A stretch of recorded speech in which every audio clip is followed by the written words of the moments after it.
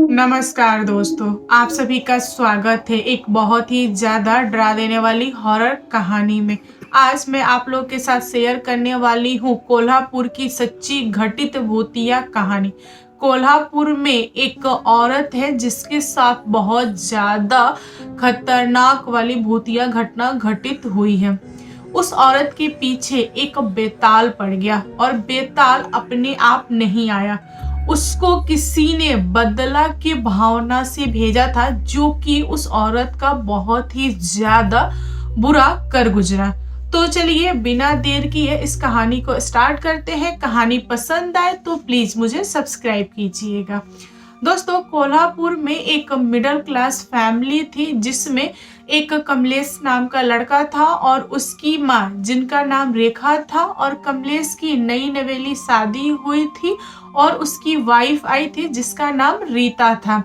रीता जो थी वह थोड़ी मोड़ी पढ़ी लिखी थी, उसने 10वीं पास करके कमलेश से शादी किया। कमलेश किसान था और रीता के पापा बहुत ज़्यादा गरीब थे, इसलिए उन्होंने अपनी बेटी को आगे नहीं पढ़ा पाए और एक अच्छे फैमिली में शादी नहीं कर पाए, किसान के हाथों शादी कर दिया।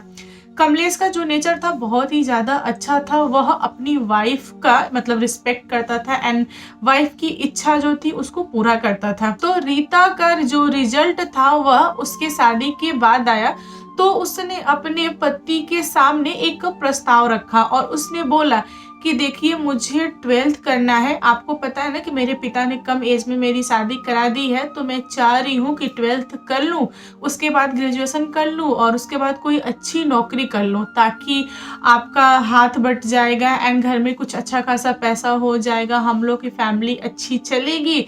तो यह सुन के कमलेश खुश हुआ कि उसकी वाइफ कुछ चाहती है कि फाइनेंशियल सही हो जाए एंड वह लाइफ में आगे बढ़ना चाहती है, पढ़ी लिखी है, समझदार है, तो मुझे उसका साथ देना चाहिए।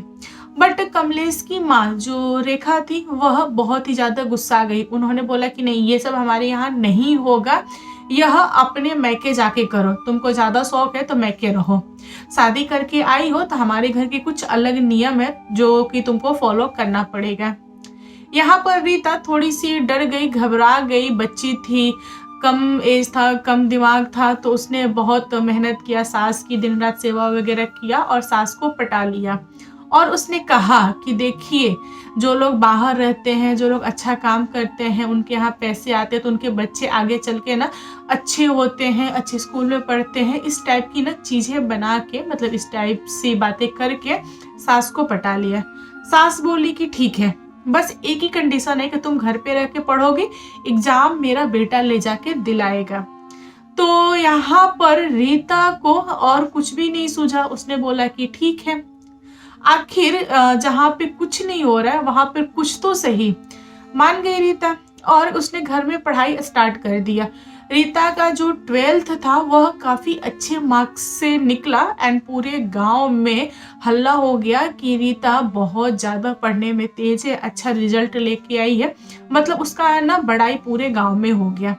रेखा भी खुश हुई, लेकिन इधर रेखा को एक चिंता सता रही थी कि मेरे बेटे के शादी को करीबन 2 साल से ज्यादा हो रहे हैं, लेकिन अभी भी घर में कोई बच्चा नहीं हुआ। रेखा बार बार रीता से पूछती थी कि बहू कुछ न्यूज है तो बताओ, और बहू बार बार बोलती थी कि अम्मा जी अभी तो कुछ नहीं है, कुछ होगा तो बताएंगे, सब भगवान के हाथ में है, जब भगवान चाहेंगे तो होगा। अब रेखा अपने दोस्तों के साथ जाती थी तो दोस्तों के साथ ये चीजें शेयर करती थी कि देखना, मेरी बहू को 2 साल हो गए लेकिन बच्चा नहीं हो रहा, पता नहीं क्या प्रॉब्लम है, हमें डॉक्टर को दिखाना चाहिए क्या। रेखा के ग्रुप के जितनी भी औरतें थी वह सब अनपढ़ थी, तो वह बोलती थी कि इसमें डॉक्टर क्या देखेगा, डॉक्टर क्या बोलेगा, एक काम कर, तू पहले कुंडली दिखा अपने बेटे की और बहू की कि उन लोगों की कुंडली में बच्चा लिखा है कि नहीं है।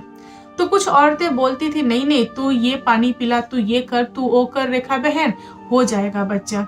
अब यहाँ पर रेखा घर पे आके अपनी बहू रीता पे बहुत सारी चीजें ट्राई करती थी और रीता बार बार अपनी सास को टोकती थी कि देखिए अम्मा जी, ये सब कुछ नहीं होता है, ये सब आलतू फालतू की चीजें हैं, आप लोगों की बातों में, लोगों के बहकावे में मत आइए, लोग आपको ना उल्टा सीधा सिखा रहे हैं।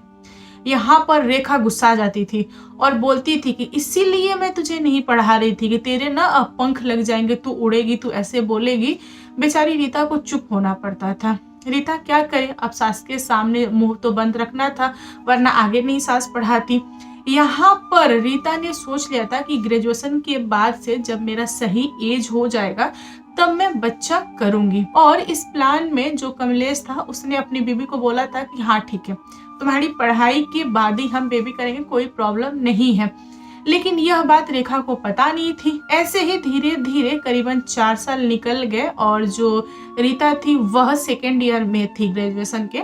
तो उस 4 सालों में उसको कुछ भी बेबी नहीं हुआ था। तो रेखा ने क्या किया कि बहुत सारे पंडित के पास गई, बाबा लोग के पास गई, जिन बाबा लोगों ने जो कुछ भी बोला था, जैसे कि तुम दारू के पैसे दे दो, हम दारू चढ़ा देंगे इस देवता को तो तुम्हारे यहाँ वंश होगा, तो तुम मुर्गा की बलि दो, रीता को तुम एक छोटी वाली जो मछली होती है ना जिंदा, उसको ना ऐसे पानी के साथ बोलो कि वह निगल जाए तो बच्चा हो जाएगा। इस टाइप की चीजें ना रेखा करवाती थी अपनी बहू से। रीता के पास कोई ऑप्शन नहीं था चुपचाप इन अंधविश्वासों को फॉलो करने के सिवा। वह बेचारी दबी दबी कर रही थी कि कैसे सास को समझाती, सास मानने के लिए तैयार नहीं थी। दोस्तों धीरे धीरे कुछ महीने और बीते। एक दिन रेखा ने रीता को जाके बोला कि देखो बहू, हमें ना एक बड़े जानवर की ऐसे कुर्बानी देनी पड़ेगी, क्योंकि इससे कुछ नहीं हो रहा, छोटे मोटे से अगर हम बड़ा देंगे तो जो भगवान है वो बहुत ज्यादा खुश हो जाएंगे और हमारे घर में जल्दी से वंश दे देंगे। इस बात पे रीता चिड़चिड़ा के बोली कि नहीं अम्मा जी, ऐसा कुछ भी नहीं होता, आपका दिमाग खराब हो गया है, फालतू फालतू की चीजें कर रही है, मैं नहीं करूंगी, चाहे मेरी पढ़ाई हो चाहे भाड़ में जाओ, हमको नहीं करना है, ये सब फालतू है। यह सुनते से ही, और यह पहली बार रेखा ने अपनी बहू का इस टाइप का रूप देखा था, तो वह डर के मारे वहां से आंगन से भाग गई और अपने दोस्तों के बीच में जाके ये बात बोली कि देखो मेरी बहू ने ऐसे ऐसे जवाब दिए हैं और ऐसे ऐसे आंखें करके बोली है। आंखें उसकी पूरी लाल थी रीता की। तो रेखा के ग्रुप में जितनी भी औरतें थी सारे लोग लगी बोलने का, अरे ऐसा हो गया, ऐसा बोला उसने, इसका मतलब उसके ऊपर कोई आत्मा है, तुम जाओ तांत्रिक के पास। अब रेखा जो थी वह तांत्रिक को लगी ढूंढने और तांत्रिक के पास जा जाके बोली कि मेरी बहू ऐसी ऐसी हरकतें कर रही है, ऐसे जवाब देती है, पहले तो काफी अच्छी थी, मैंने इतने सारे बकरे मुर्गे ये सब मैंने दिए हैं चढ़ावे में, अभी देखो ना क्या हो रहा है, घर में ऐसा ऐसा चल रहा है, आप बताइए ना उसके ऊपर कोई आत्मा है क्या। तो बहुत सारे तांत्रिक पैसा ऐंठने के चक्कर में बोलते थे कि हाँ हाँ उसके ऊपर बहुत भारी आत्मा है, तो उसको ये प्रॉब्लम है, उसको वो प्रॉब्लम है। कुछ तांत्रिक तो ये भी बोल के चले गए कि उसका ना कोख मराज है। कोख मराज का मतलब होता है कि बच्चा आता है, ठहरता है एंड खराब हो जाता है, फिर आएगा, ठहरेगा, फिर खराब हो जाएगा। इसका मतलब यह है कि उसका जो कोख है ना किसी ने मार लिया है, कोई डायन वायन होगी, जब रीता शादी करके आ रही होगी उस समय उसका कोख किसी डायन ने मार लिया होगा, तब से उसके साथ ये प्रॉब्लम है, आप मुझे इतना पैसा दीजिए मैं ठीक कर दूंगा। मतलब इस टाइप की नौटंकी बहुत ज्यादा चल रही थी। तो रेखा जी हर एक चीज करती गई। धीरे धीरे साल बीता, रीता ने ग्रेजुएशन भी कर लिया और यहाँ पर उसके शादी को पूरे 5 साल हो गए थे, लेकिन फिर भी कोई गुड न्यूज नहीं था। रीता ने एक दिन अपने सास को बुला के प्यार से समझाया और बोला कि देखिए अम्मा जी, आप फालतू के चीजों में बहुत टाइम से पड़ी हुई हैं, प्लीज आप मान जाइए, आप ये सब मत कीजिए, अब अगले साल तक अपने घर में न्यूज आ जाएगा, गुड न्यूज आ जाएगा, आप शांत रहिए, धैर्य से रहिए। यहाँ पर रेखा चिल्लाती हुई बोली कि नहीं, अब धैर्य से रहने का टाइम नहीं है, हमको पता है तुम्हारे ऊपर आत्मा है, हम तुमको किसी बड़े तांत्रिक से दिखाएंगे, लेकिन तुमको हम ठीक करके रहेंगे। अगर वह आत्मा तुमको नहीं छोड़ेगा तो मैं एक काम करूंगी, अपने बेटे की दूसरी शादी करा दूंगी, क्योंकि मुझे तो खानदान चलाना है ना। यहाँ पर रीता ने सर पटक लिया कि मैं किस अनपढ़ को क्या समझा रही हूँ। अगर मेरे और मेरे पति के बीच में कुछ होगा तब तो बच्चा होगा ना।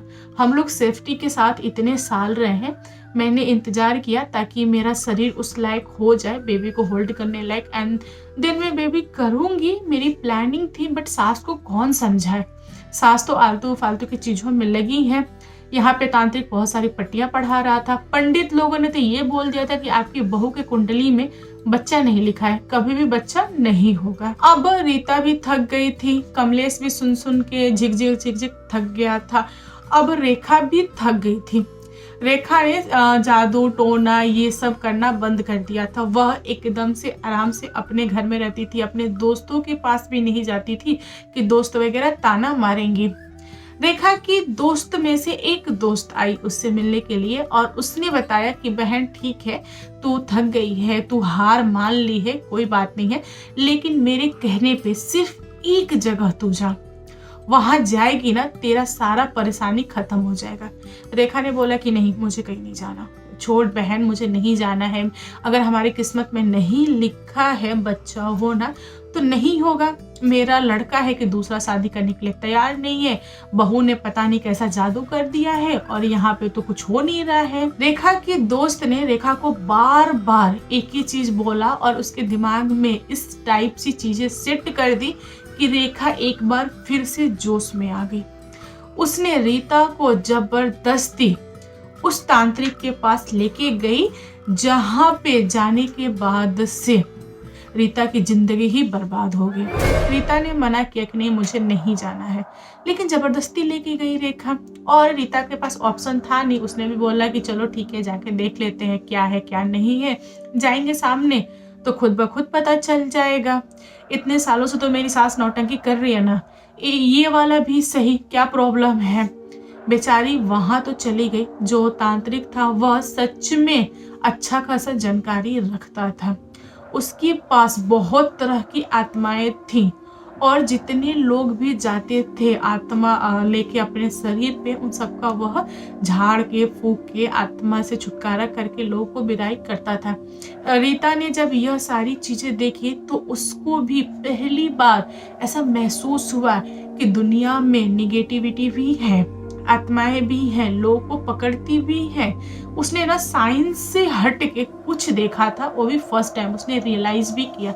जब रीता और रेखा की बारी आई, वे लोग पहुंचे उस तांत्रिक के पास, तो उस तांत्रिक ने रीता की तरफ एक बार नजर डाला, तब वह समझ गया कि रीता के ऊपर कोई आत्मा नहीं है, वह एकदम से स्वस्थ है, सही है। रीता जो थी वह दिखने में बहुत ज्यादा खूबसूरत थी, अच्छी थी। तो जो तांत्रिक था ना, उसकी नीयत खराब हो गई। उसने एक बार देखा और वह अपना दिल दिमाग सब कुछ खो बैठा। तांत्रिक ने बहाना ढूंढना स्टार्ट कर दिया कि कैसे इसको फंसाया जाए। उसने झूठ बोला रेखा जी से और बोला कि हाँ, आप एकदम सही सोच रही हैं, आप बहुत सारे तांत्रिकों के पास गई, बहुत सारे आपने इलाज करवाए, उपाय करवाए, फिर भी कुछ नहीं हुआ। मुझे पता है, मैं सब देख पा रहा हूँ, आप चिंता मत कीजिए, आपके यहाँ ना एक लड़का होगा, बहुत सुंदर होगा, मेरा आशीर्वाद है। बस आप अपनी बहू को मेरे पास लाइए, जब जब मैं बुला रहा हूँ, मैं जो भी बोल रहा हूँ, बस आप करते रहिए, सब सही हो जाएगा। यहाँ पे रीता झुलझुलाती हुई बोली कि नहीं, ये सब फालतू की चीजें बंद करो, नौटंकी, मुझे कुछ भी नहीं हुआ, मैं तो बस ऐसे ही आ गई, अपनी सास के कहने पे मैं इनको टाल नहीं पाई, इनको मना नहीं कर पाई, ये सब नौटंकी मेरे साथ नहीं चलेगा। तब उस तांत्रिक ने बोला कि देखिए माँ जी, आपकी बहू पे कैसे आत्मा आके बोल रही है, यह आत्मा जानबूझ के कर रही है, आप इनको रहने दीजिए, आप बाहर इंतजार कीजिए, मैं इनको देखता हूँ। जो सासू माँ थी वह बाहर चली गई। रीता और तांत्रिक एक कमरे में।